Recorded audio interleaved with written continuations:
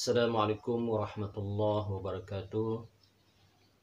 Alhamdulillah wa syukurillah wassalatu wassalamu ala rasulillah wa ala alihi wa sahbihi wa man tabi'ahu wa wala. Alhamdulillah, syukur kepada Allah Subhanahu wa taala, bertemu lagi kita dalam siri-siri tazkirah online ini.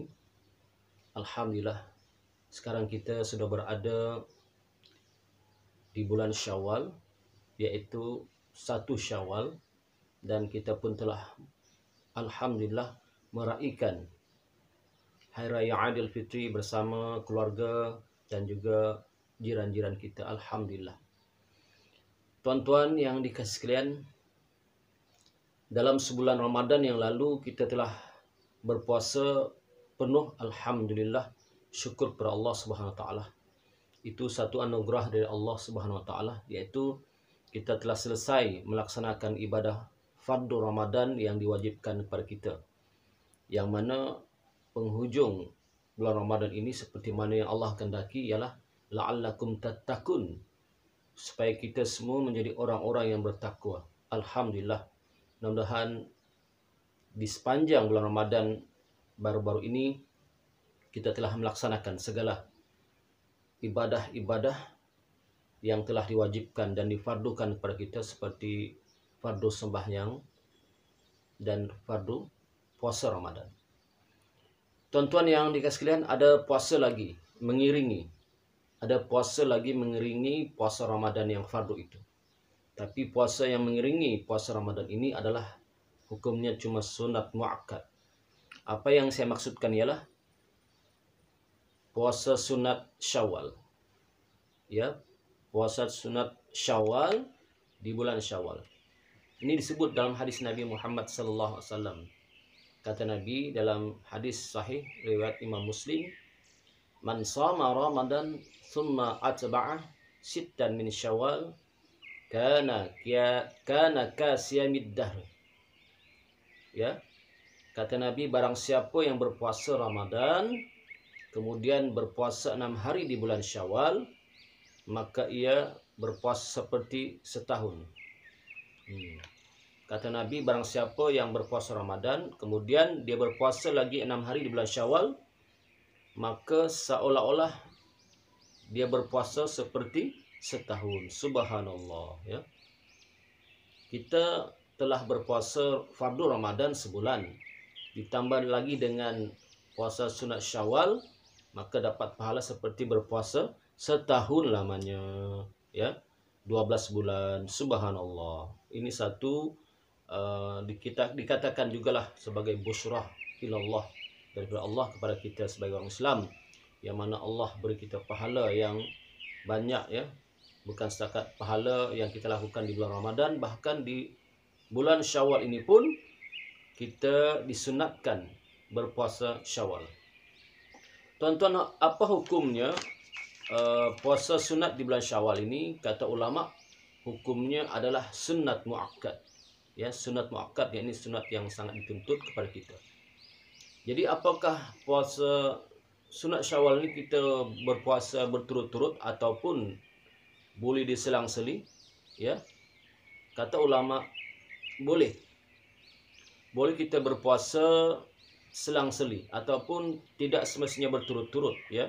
Contoh 2 Syawal kita berpuasa, kemudian kita berpuasa lagi pada 5 Syawal, kemudian 9 Syawal dan seterusnya. 6 hari puasa sunat Syawal tu habis di bulan Syawal. Syaratnya puasa 6 hari di bulan Syawal itu mestilah habis di dalam bulan Syawal ini. Tak sebenarnya berturut-turut. Tapi kata setengah ulama, yang paling afdal ialah puasa 6 hari berturut-turut. Yang paling afdal, tapi tidak salah berpuasa diselang-selang. Yang penting masih berada di bulan Syawal. Kemudian ada pula yang bertanya, bolehkah digabungkan niat? Ini soalan yang paling banyak orang tanya. Bolehkah digabungkan niat puasa qada Ramadan dengan puasa sunat Syawal? Jumhur ulama mengatakan, ini jumhur ulama, mengatakan hendaklah puasa qada dan puasa sunat Syawal itu dibuat berasing-asingan. Ini paling afdal. Ya.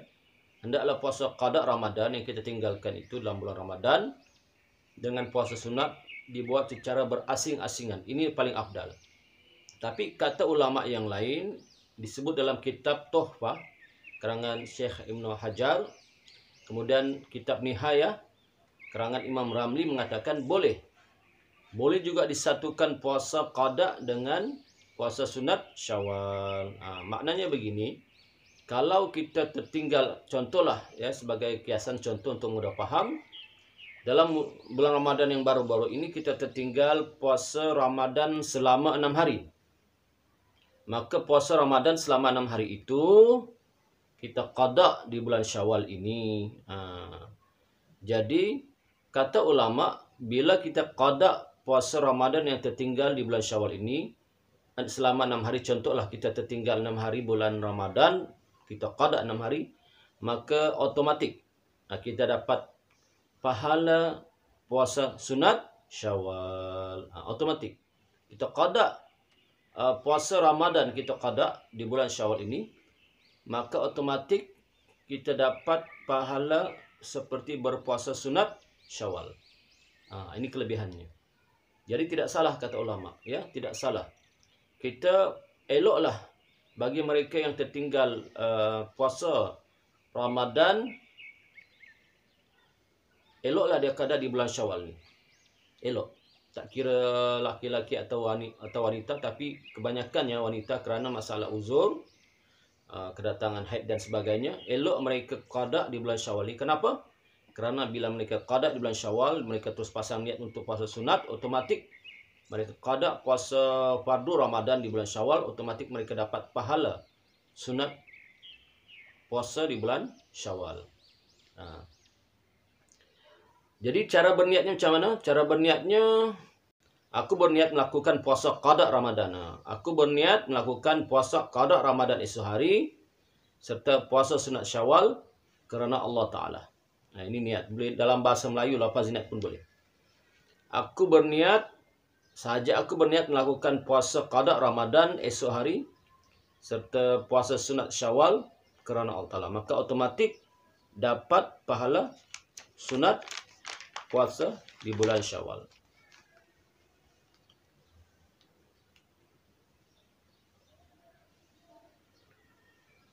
Kemudian kata ulama lagi, isteri yang hendak berpuasa sunat, tak kiralah puasa sunat Syawal ke, puasa sunat yang Isnin Khamis dan sebagainya, hendaklah meminta izin suami terlebih dahulu. Isteri, para isteri yang ingin untuk berpuasa sunat, ya, hendaklah meminta izin suami terlebih dahulu. Ya, ini disebut dalam ilmu fiqh lah, kena minta izin. Kalau suami izinkan, alhamdulillah, ya, bolehlah berpuasa sunat, ya. Tetapi untuk yang puasa fardu, puasa Ramadan tak perlu meminta izin kerana itu adalah termasuk dalam rukun Islam yang 5, ya, berpuasa Ramadan. Puasa sunat kena minta izin suami, ya, terlebih dahulu. Kecuali kalau suami itu jenis yang sporting, itu tidak masalah. Contoh istriku, puasalah, tak apalah. Tapi eloklah minta izin suami dahulu. Kemudian sebenarnya makruh berpuasa pada hari Jumaat sahaja. Makruh berpuasa sunat, ya, makruh berpuasa sunat pada hari Jumaat sahaja, tanpa ditambah dengan, diiringi dengan selepas Jumaat. Contoh dia berpuasa Jumaat, dia iringi dengan Sabtu ataupun sebelum Jumaat Khamis, itu tidak makruh. Tetapi kalau dia berpuasa hari Jumaat saja, kata ulama hukumnya makruh. Kenapa? Kerana hari Jumaat ini adalah hari raya umat Islam. Hikmah makruh berpuasa pada hari Jumaat ini ialah kerana pada hari Jumaat ini kita sebenarnya umat Islam digalakkan, ya, elok digalakkan untuk beramal ibadah di hari Jumaat. Kerana di hari Jumaat ini banyak fadilat ataupun kelebihan-kelebihan orang yang beramal ibadah, seperti membaca suratul kahfi pada hari Jumaat, ya. Ada hadis mengatakan barang siapa membaca suratul kahfi hari Jumaat, maka dia akan dapat cahaya, ya, nur dari Allah SWT hingga ke Jumaat yang akan datang. Dilimpahkan nur. Kemudian juga berselawat pada Nabi Muhammad SAW, ya. Banyaklah ibadah-ibadah kalau nak dilakukan pada hari Jumaat. Sebab itu hikmahnya dimakruhkan berpuasa sunat, ya, bukan puasa wajib, puasa sunat di di hari Jumaat. Namun puasa qada tidaklah. Puasa qada kerana dia wajib. Puasa nazar pun wajib. Puasa Ramadan lagi-lagilah wajib. Tetapi tidaklah haram, ya. Makruh maknanya tidak haram. Boleh. Cuma makruh ni artinya makruh artinya ditinggalkan berpahala. Dibuat tidak pula berdosa, tetapi Allah benci. Allah benci. Contoh bab makanan. Apa yang makruh di bab makanan? Yang makruh di bab makanan ialah seperti kita makan makanan yang berbau, ya, menyebabkan mengganggu orang-orang lain yang mendekati kita, mengganggu isteri kita dan lain-lain. Contoh kita makan belacan, ya, bau kan.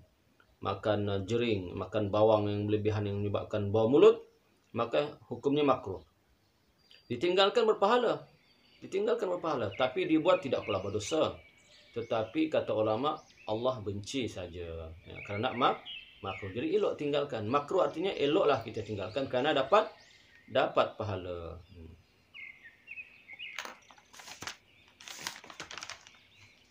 Kemudian, apakah niat untuk puasa sunat Syawal? Apakah lafaz niat? Apakah lafaz niat untuk puasa sunat Syawal? Lafaz niatnya ialah nawaitu shauma ghadin an sittatin min yaumi Syawal sunnatan lillahi ta'ala. Nawaitu shauma ghadin an sittatin min yaumi Syawal sunnatan lillahi ta'ala. Artinya, aku berniat puasa hari esok dari 6 hari bulan Syawal sunat kerana Allah Ta'ala. Ada juga mengatakan sahaja aku pun boleh. Ya, lafaz niat. Dan aku berniat puasa hari esok dari 6 hari bulan Syawal sunat kerana Allah Ta'ala, ya. Apakah lafaz niat untuk puasa qada, ya, ganti puasa Ramadan? Niatnya ialah nawaitu shauma ghadin an qada'i fardhu Ramadan lillahi ta'ala. Nawaitu shauma ghadin an qada'i fardhu Ramadan lillahi ta'ala. Dan aku berpuasa qada fardu Ramadan esok hari wajib ke atasku ataupun wajib ke atas diriku kerana Allah Ta'ala. Mudah-mudahan tuan-tuan di bulan Syawal, di bulan yang mulia ini, kita dapat mengerjakan puasa sunat di bulan Syawal. Sesungguhnya tuan-tuan yang dikasih sekalian, di antara puasa Ramadan dengan puasa sunat Syawal yang paling banyak ujian, ya, ialah puasa sunat Syawal. Kenapa tuan-tuan? Kerana puasa Ramadan kita semua berpuasa. Ya, kita semua berpuasa. Jiran kita berpuasa, kawan-kawan kita berpuasa, sahabat-sahabat kita berpuasa. Tetapi puasa sunat Syawal ni tidak semua yang berpuasa secara serentak. Ujiannya banyak. Lagi-lagilah ujian bila ada jemputan-jemputan makan, ya. Jemputan makan. Contoh kita nak berniat nak berpuasa pada 2 hari Syawal. Tiba-tiba ada pula jemputan, maka terpaksa kita buka puasa, ya. Okey, tentang niat. Tentang niat puasa sunat dan puasa fardu ada perbezaan sikit tentang bila kita mula berniat. Untuk puasa fardu kita wajib berniat waktu malam. Puasa fardu wajib berniat waktu malam. Sebelum masuk waktu subuh. Tetapi puasa sunat, ya, puasa sunat, kita boleh berniat waktu malam, boleh. Waktu siang hari pun boleh dengan syarat tidak melakukan perkara-perkara yang membatalkan puasa seperti makan minum. Contoh, kita tak berniat waktu malam untuk puasa sunat Syawal pada hari ini, tetapi pagi-pagi ini kita pun berniat untuk berpuasa sunat Syawal dalam keadaan kita belum makan dan minum dan perkara-perkara yang boleh membatalkan puasa. Maka boleh. Boleh, ya. Kalau puasa Ramadan, wajib kita berniat waktu malam sebelum masuk waktu subuh. Kalau kita berniat waktu siang, sedangkan malam kita tak berniat, maka tidak boleh. Ya. InsyaAllah, tuan-tuan yang dikasih sekalian, mudah-mudahan saya dan kita semua dapat melaksanakan puasa sunat Syawal, yang mana seperti mana yang kita sebut tadi, kelebihannya orang yang berpuasa sunat Syawal ini seperti pahalanya dapat berpuasa selama setahun lamanya. InsyaAllah, mudah-mudahan kita dapat melaksanakannya di bulan ini ya, InsyaAllah ya. Jadi sekian sajalah untuk tazkirah pada kali ini. Yang benar itu datang daripada Allah Subhanahu Wa Taala. Yang salah dan silap tentulah datang dari kelemahan dan hawa nafsu saya sendiri. Wabihi wallahu alam. Assalamualaikum warahmatullahi wabarakatuh.